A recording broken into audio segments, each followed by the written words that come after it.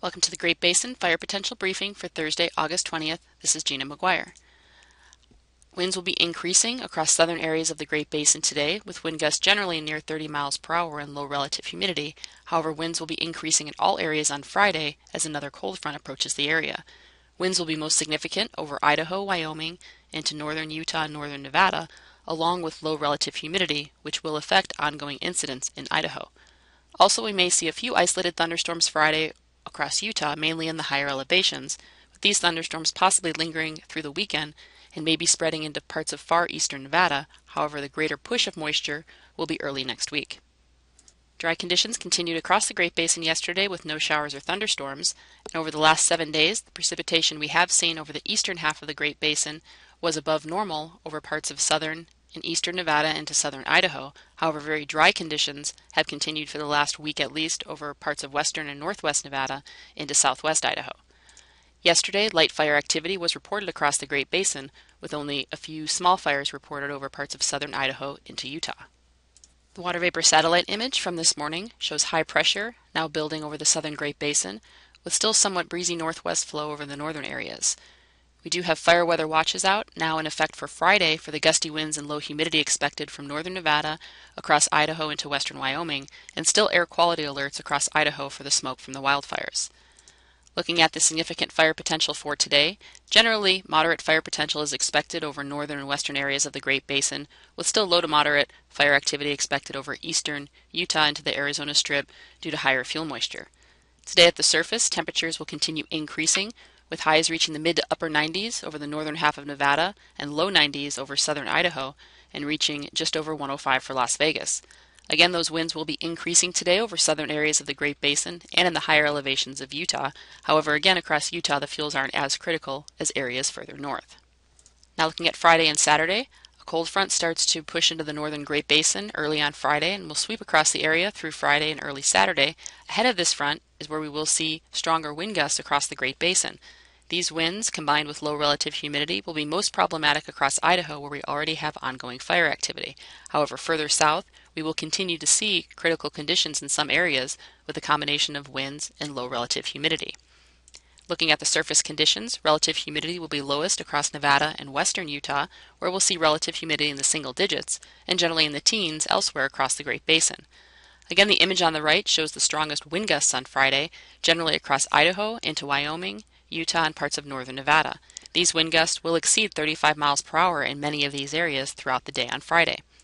As we look into Saturday, this cold front now pushes well to the east, with a significant decrease in winds expected Saturday.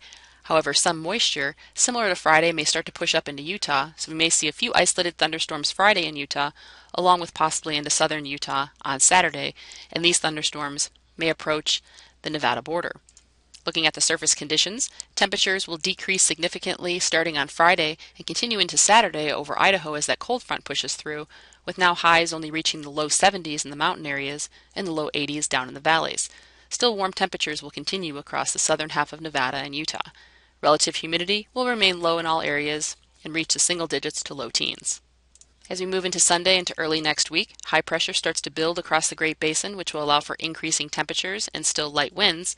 However, moisture will also start pushing further north, especially as we move towards Sunday and Monday into Utah, with thunderstorms becoming a little bit more numerous later in the weekend. Also, we may see a few thunderstorms near the Nevada-Utah border this weekend.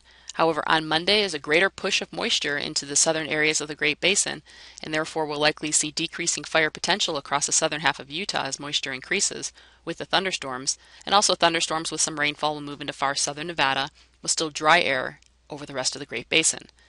As we move into Tuesday and Wednesday, we'll need to be watching these thunderstorms as they will spread further north into Idaho and eastern Nevada. However, the wetter thunderstorms are expected in Utah and Wyoming. We will be watching western Nevada into western Idaho as this next trough approaches the northwest, as we will likely see an increase in winds towards Tuesday and Wednesday next week. However, we also could see some drier lightning on the fringes of this moisture into parts of western and northern Nevada and Idaho by the middle of next week, and this will continue to be monitored. On Wednesday, we get a little bit more moisture to spread north into Idaho, but still drier conditions over western Nevada.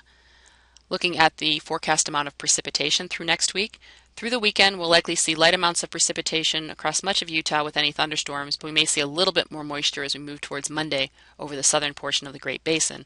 And you can see how that moisture expands further north as we move towards Tuesday, Wednesday, especially across Utah, Wyoming, and southeast Idaho, with lesser moisture as you go west across the Great Basin. Fire danger indices will continue to increase gradually over the next 2 days due to the warmer and drier weather, and are most critical over parts of Idaho into northwest Nevada and now into parts of central Nevada. Live field moisture continues to decrease and is near to below average across the Great Basin.